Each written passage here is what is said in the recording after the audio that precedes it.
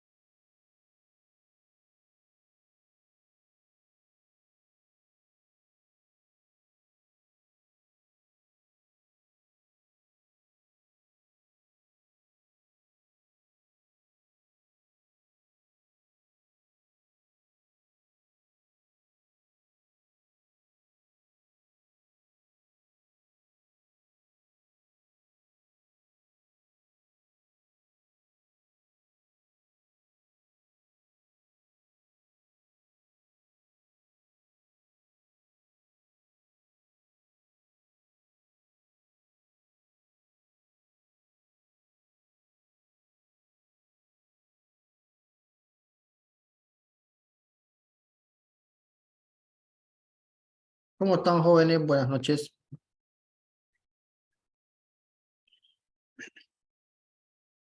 Hola, hola, ¿están ahí? Licenciado, buenas noches. Bueno, Jason. Buenas noches. A ver, les comento lo siguiente. Eh, Nos acaban de informar que a partir de la próxima semana, el lunes 16, arrancamos o volvemos directamente a lo que son las clases presenciales. Así que a partir del lunes nos vemos en la universidad, ¿ya? El día de mañana, nuestro último día de clases virtual, ¿ya? Entonces tomen en cuenta eso, por favor. Muy bien. Arrancamos entonces con lo que tenemos planificado para el día de hoy.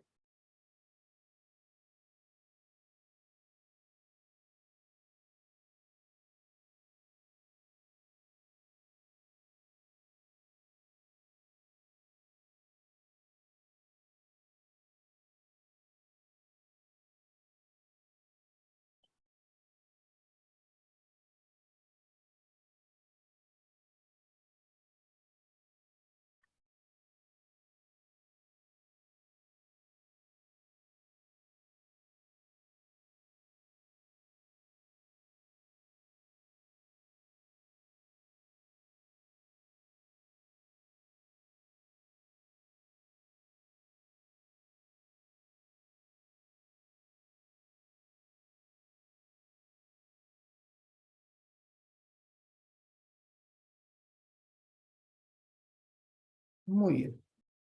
Vamos a entrar a nuestra unidad. Vamos a entrar prácticamente a ver acá. Vamos a ver la sexta unidad relacionada con lo que es la contabilidad, pero en este caso de los bienes de uso. Aquellos activos clasificados como no corriente,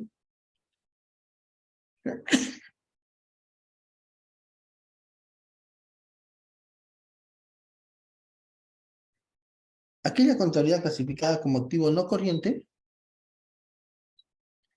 y que en este caso, bueno, son bienes de uso, pues, ¿no?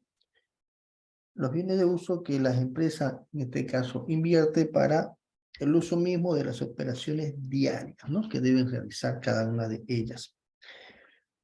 Bueno, vamos a ver entonces los bienes de uso. Este tipo de activo, el activo fijo, también conocido como activo fijo, pertenece al grupo de los activos no corrientes, ¿no? Ya que tiene una rotación mayor a un año, dentro de lo que es justamente el uso de los mismos dentro de las actividades de la empresa. Bueno, pero los activos fijos son todos aquellos bienes tangibles que se utilizan en la actividad de la empresa, que tengan una vida útil superior a un año y que no estén destinados a la venta, tales como terrenos, edificios, muebles y enseres, vehículos, maquinarias, equipos, herramientas y equipos de computación, entre otros. Bueno, hay un sinfín de activos fijos que, bueno, podemos ir viendo lo que va a ser el avance de la materia, pero bueno, estos acá son los que nosotros nos vamos a enfocar un poco más. Porque también hay que entender de que los activos fijos no solamente pueden ser objetos, ¿no? También pueden ser animales. Por ejemplo, en el sector de la ganadería, el tema del ganado reproductor, pues son activos fijos, ¿no? Son activos biológicos prácticamente. Bueno, los bienes de uso, también denominados activos fijos, a diferencia de los activos corrientes, no entran en la rotación comercial o industrial del negocio y por su naturaleza constituyen las inversiones de carácter permanente que se encuentran al servicio de la empresa.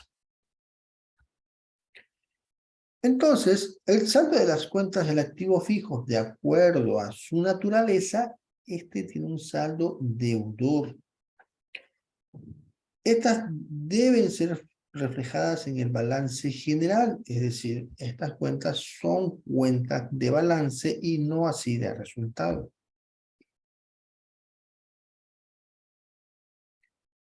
Su clasificación de las cuentas del activo fijo.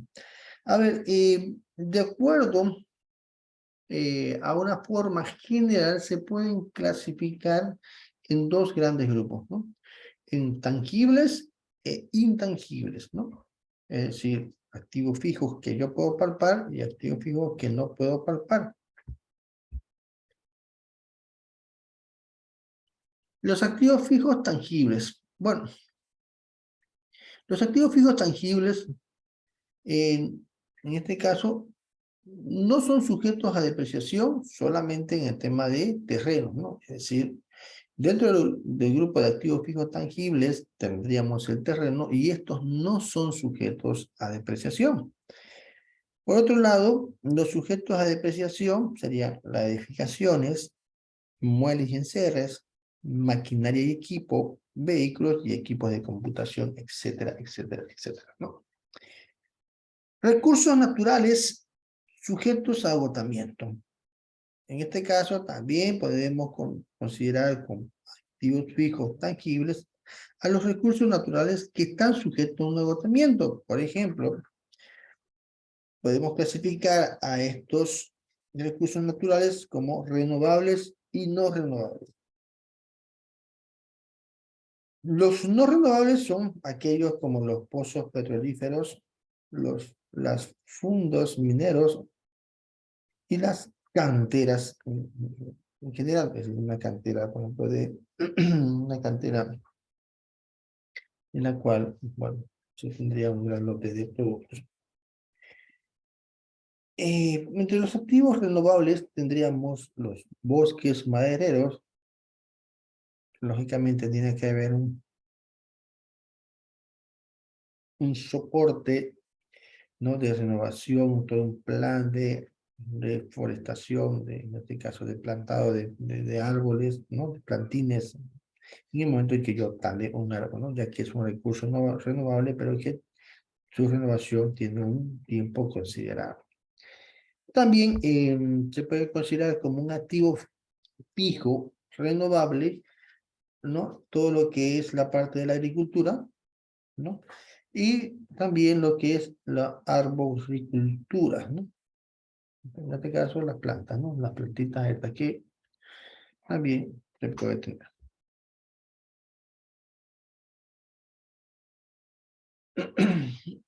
Activo fijo, en este caso, intangible, el otro gran grupo. Los activos fijos intangibles. Son sujetos a amortización y no son sujetos a amortización, ¿no? Es decir, que estos activos intangibles se pueden, en este caso, clasificar en ambas, ¿no?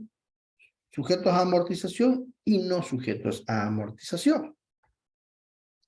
Entre los sujetos a amortización podemos identificar las patentes, los derechos de autor, las concesiones y las mejoras en arrendamiento, etcétera, etcétera, etcétera. Bueno, y los no sujetos a amortización, podríamos tener las marcas de fábrica y el crédito mercantil, etcétera, etcétera.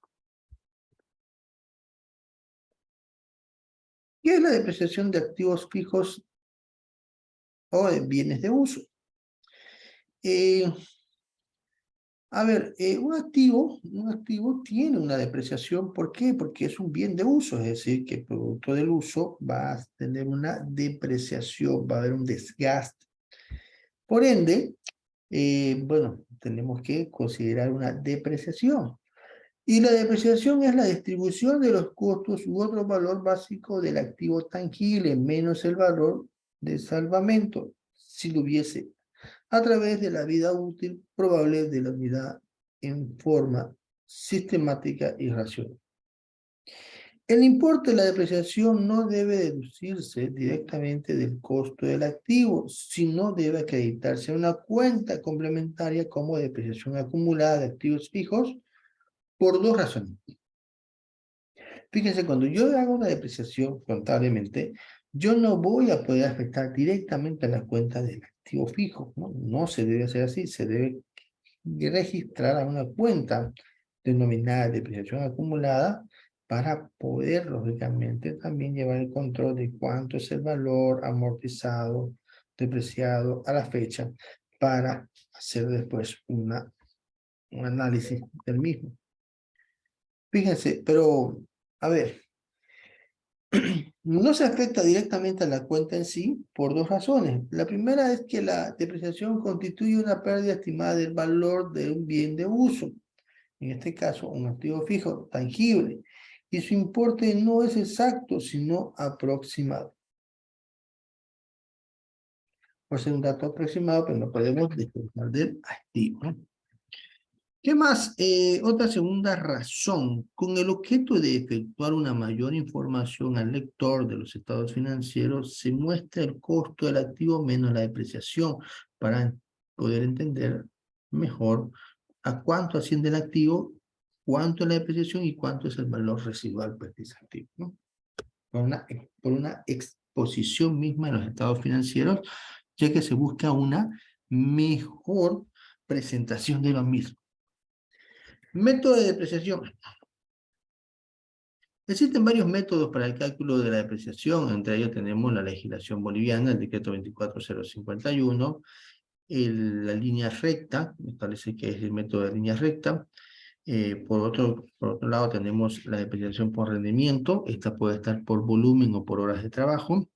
Tenemos también la depreciación por número de dígitos o suma de dígitos, en este caso puede ser decreciente o creciente. Podemos ver también por el saldo decreciente, pues, ¿no? Bueno, de acuerdo a lo que establece la legislación boliviana, el Decreto Supremo 24051, hay que tomar en cuenta varios aspectos, ¿no? Los bienes muebles e inmuebles del activo fijo o bienes de uso serán ajustados al cierre de la gestión fiscal en función a la UFB, es decir, las unidades de fomento a la vivienda. Tomen en cuenta algo. Los activos fijos son clasificados como, en este caso, cuentas no monetarias. Al ser cuentas no monetarias, están alcanzadas por el ajuste a la inflación, ¿no? Es decir, ese famoso ajuste que va a reexpresar los mismos. ¿Por qué?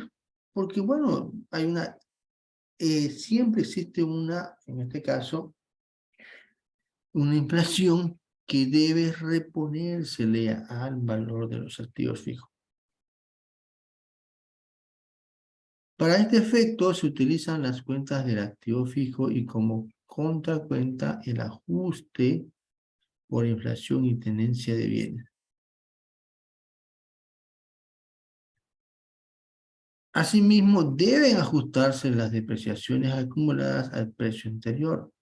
Es decir, que si bien yo tengo un activo y tengo una depreciación acumulada del mes anterior, debo actualizar también el valor de la depreciación acumulada para poder tener una mejor expresión de los mismos. A continuación se presentan los artículos pertinentes del Decreto Supremo 24051. A ver, en el artículo 37, reglas de evaluación, las empresas deberán declarar en sus estados financieros los sistemas de evaluación que hayan seguido con respecto a los bienes de uso tangibles e inventarios, ¿no? Es decir, que este artículo dice que deben, en este caso, evaluarse los estados financieros a declarar con relación a los activos fijos o bienes de uso, ¿no? Esa evaluación debe estar en función a la unidad de fomento a la vivienda, ya que en este caso es el indicador más óptimo para realizar este tipo de ajuste.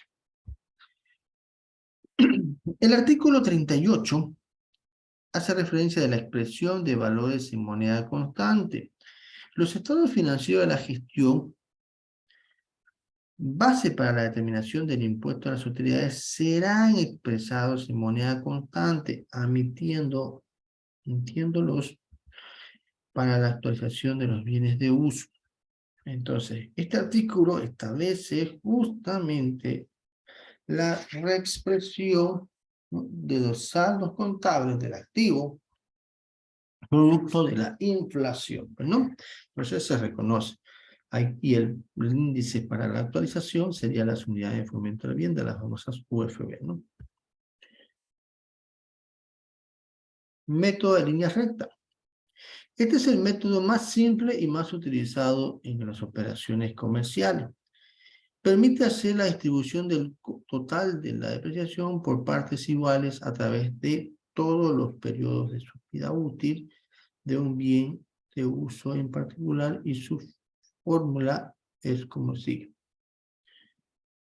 En este caso, la depreciación, ¿no?, D, que sería depreciación acumulada, es igual a C menos BR, donde C es el costo y BR es el valor residual deseado.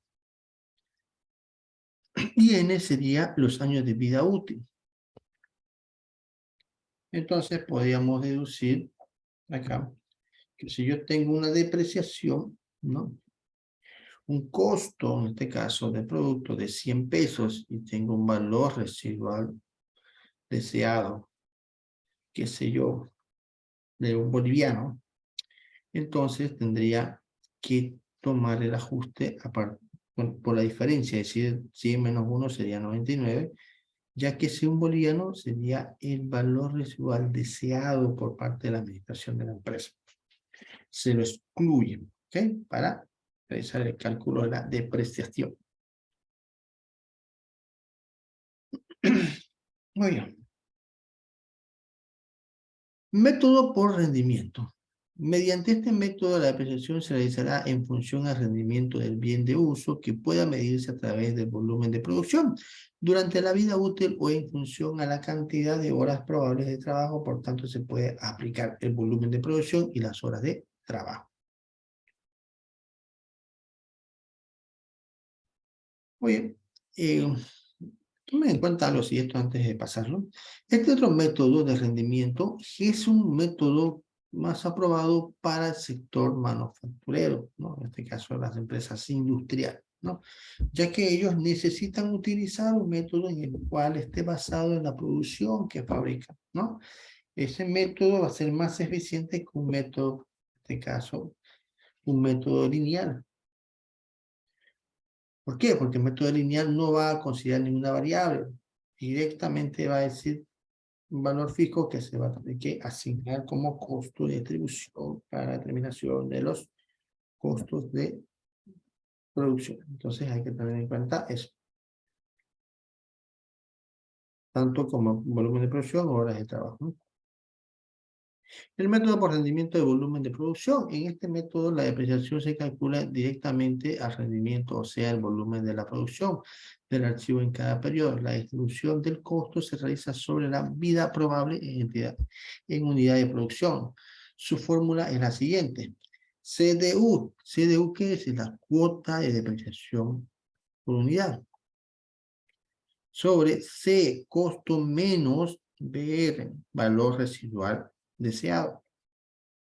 Y a esos valores encontrados, recién lo voy a dividir entre el número estimado de unidades de producción, que sería P, ¿no? Con eso tendríamos prácticamente el método de rendimiento en función al volumen de producción.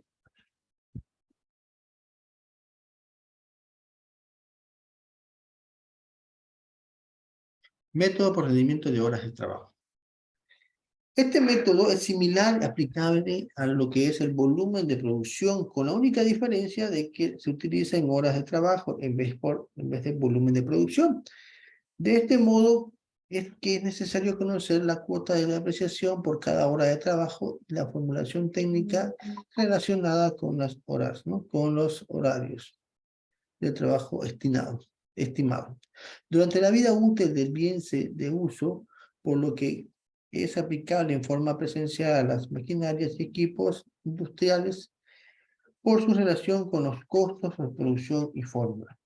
Entonces, este método de rendimiento de horas de trabajo estaría formado por CUH, que sería el costo de depreciación por hora de trabajo, donde tendríamos como numerador C, costo menos BR menos valor residual, y a ese valor lo voy a dividir entre el número estimado de horas de trabajo, y con eso tendría prácticamente la depreciación por horas de trabajo.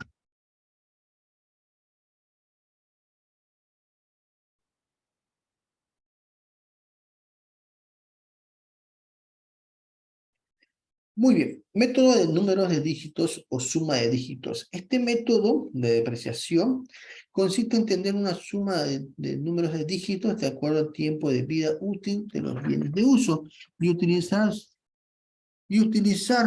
esta sumatoria como determinador, ¿no? Dentro de este método se presentan dos alternativas, un método creciente o decreciente, ¿no?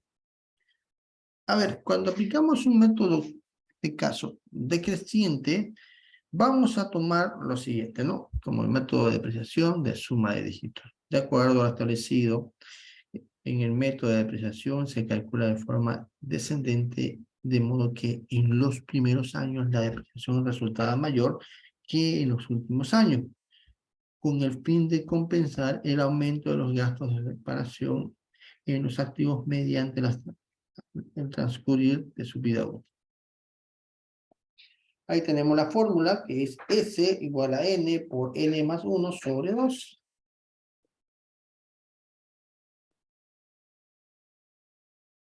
Donde S sería la depreciación, ¿no? Y N sería prácticamente el número de dígitos, ¿no? El número de dígitos a depreciar por el número de dígitos, es decir, el número de años de vida de S, bien, menos 1 dividido entre 2. Y ahí vamos a amortizar.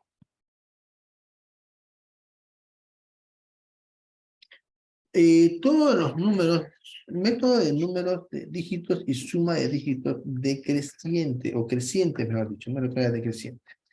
Bueno, este método creciente establece que las primeras gestiones, el bien de uso no requiere el costo de mantenimiento que los últimos años, por tanto la depreciación de los primeros años será inferior a los últimos años.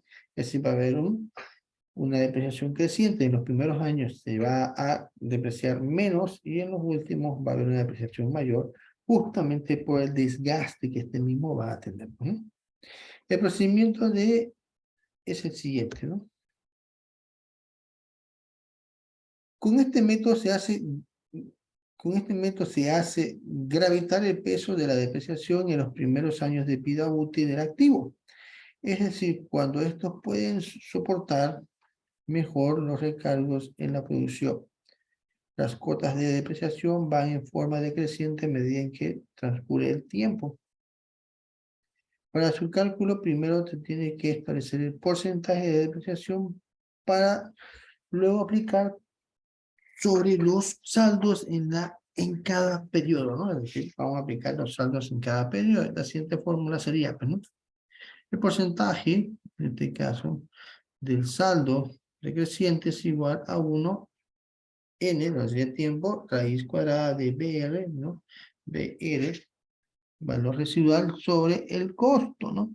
Por 100. Ahí tendríamos ya prácticamente el método decreciente. En este caso vamos a asumir poco menos de depreciación en los primeros años y en los últimos va a ser mucho mayor.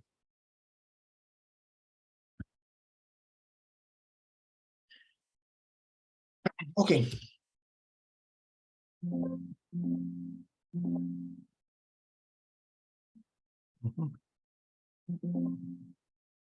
No sé qué pasó acá. Creo que se me fue. A ver cuál.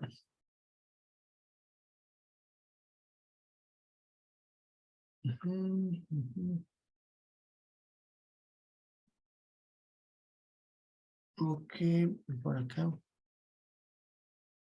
Ok, entonces el método decreciente establece justamente esa fórmula, ¿no? Donde va a decrecer cada unidad. ¿Qué es el revalúo técnico de activos fijos?